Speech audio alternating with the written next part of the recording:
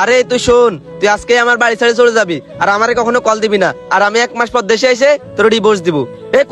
Call রাখ তুই। এই শুভ, এই কি করলি তুই এটা?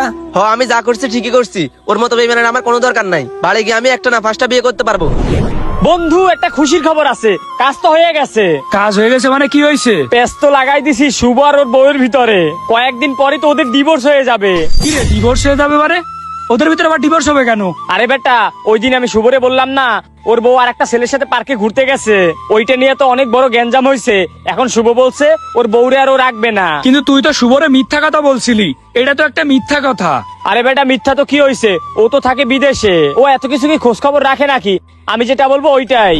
আরে ভাই, তুই কি পাগল? তুই একটা জিনিস চিন্তা করতো, তুই যে এই কাজটা করলি এটা কি ঠিক করলি? তুই একটা সংসার নষ্ট করে দিলি। ছেলেটা কত কষ্ট করে বিদেশে, একটা প্রবাসীর কষ্ট কি তুই কখনো বুঝবি? প্রবাসের মাটিতে সারাদিন কষ্ট করে, সারা মাস কষ্ট করে ও বাড়িতে টাকা পাঠাই, আর তুই ওর মাথায় এত বড় একটা টেনশন দিলি, ওদের সংসারের ভিতরে ঝামেলা বাঁধাই দিলি। এই কাজটা কি তুই ঠিক করলি?